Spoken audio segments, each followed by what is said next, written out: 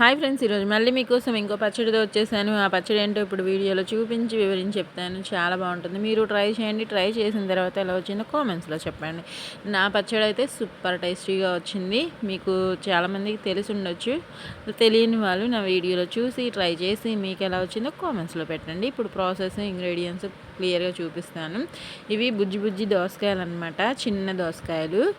ఈ దోసకాయలతో పచ్చడి ఎలా చేయాలో చూపిస్తాను. ఇవి మార్కెట్లో వచ్చాయని తీసుకొచ్చారు మా వారు. ఇవి మ్యాక్సిమం చాలా వరకు చేదుగా ఉంటాయి, కొన్ని బాగుంటాయి. ఆ బాగున్న వాటితోటి మనం పచ్చడి చేసేసుకుందాం. బీరకాయ ఒక పీస్ తీసుకున్నాను, ఇంకా దోసకాయలు, పచ్చిమిర్చి 100 గ్రామ్స్, దాంతోపాటు టొమాటోస్ కూడా ఈ 3 కట్ చేసి వేసుకున్నాను. టొమాటోస్ ఒక 5, పావు కేజీ ముక్క అనమాట బీరకాయ అది, ఇంకా పచ్చిమిర్చి 100 గ్రామ్స్. ఆ దోసకాయలు మాత్రము ఆ చూపించిన అన్నిట్లో చాలా వరకు చేదైపోయాయి. ఒక 6 దోసకాయలు మాత్రమే చిన్నవి కట్ చేసి వేసుకున్నాను. ఇదిగోండి, చింతపండు ఒక్క రెబ్బ సరిపోతుంది, వెల్లుల్లి 10 రెబ్బలు వేసుకొని ఉప్పు వేసుకున్నాను తగినంత. చక్కగా మనం ఉడికించి పెట్టుకున్న, నేను ఆయిల్ కూడా ఏం వేయలేదు ఉడికించేటప్పుడు. మీరు కావాలంటే ఒక 2 స్పూన్స్ వేసుకోండి, ఇబ్బంది లేదు. ఇంకా వేసుకొని ఇది మిశ్రమాన్ని దంచేసుకుందాము పచ్చడి రూపంలో. రోట్లో దంచుకుంటే మీకు తెలిసిన విషయమేగా, బాగుంటుంది. ట్రై చేసి చూడండి. చక్కగా నలిగేంత వరకు దంచేసుకొని పచ్చడిని ఇలా లాస్ట్లో రుబ్బేసుకుంటే మన టేస్టీ పచ్చడి అయితే సూపర్గా రెడీ అయిపోతుంది. ఇలా రుబ్బిన పచ్చడిని నేను ఈరోజు అయితే తాలింపు వేసుకుంటాను.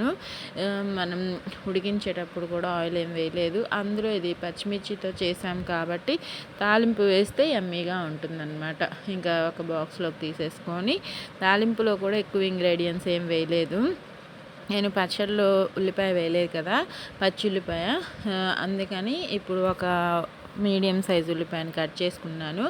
ఆయిల్ 3 అంటే 3 స్పూన్స్ వేసుకున్నాను, ఎక్కువగా అవసరం లేదు, చిన్న స్పూన్తోనే. ఓకేనా. ఈ ప్లేస్లో మీరు నెయ్యి అయినా వేసుకొని తాలింపు వేసుకోవచ్చు. సూపర్గా ఉంటుంది టేస్ట్ అయితే నెయ్యితో వేస్తే.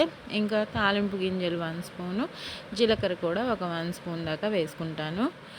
ఇవన్నీ వేగిన తర్వాత లాస్ట్ అండ్ ఫైనల్ ఎండుమిర్చి 2 రెమ్మల కరివేపాకు వేసుకొని చక్కగా మిక్స్ చేసుకొని మన పచ్చడిలో కలిపేసుకోవడమే. ఇదిగోండి, చక్కగా హై ఫ్లేమ్లోనే పెట్టేసుకున్నాను. తాలింపు మనకి ఇది ఉల్లిపాయ అనేది దోరగా వేగితే ఆ టేస్ట్ ఫ్లేవర్ఫుల్ మనకి బాగుంటుంది.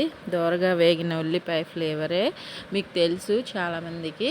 ఇంకా ఎండుమిర్చి, కరివేపాకు 2 వేసుకొని చక్కగా మిక్స్ చేసేసుకొని స్టవ్ ఆఫ్ చేసేసి మన పచ్చడిలో అయితే మిక్స్ చేసేయడమే. ఎప్పుడు చెప్పే విషయమే, ఆరోగ్యంగా తినండి, సంతోషంగా ఉండండి. ఈ పచ్చడిని ఫస్ట్ ముద్దలో కలుపుకొని తినండి, యమ్మీగా ఉంటుంది. నేను చెప్పడం కాదు, మీరు ట్రై చేస్తేనే ఏ రెసిపీ అయినా తెలుస్తుంది, అర్థమవుతుంది.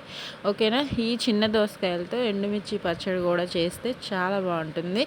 నెక్స్ట్ టైం ఆ పచ్చడి కూడా చేసి మీకు చూపిస్తాను వీడియో రూపంలో. నచ్చితే లైక్ చేయండి, యూస్ఫుల్గా ఉంటే మీ ఫ్రెండ్స్ అండ్ ఫ్యామిలీ మెంబర్స్కి షేర్ చేయండి. ఇంకా మరిన్ని వీడియోస్తో మీ ముందుకు వచ్చేస్తాను.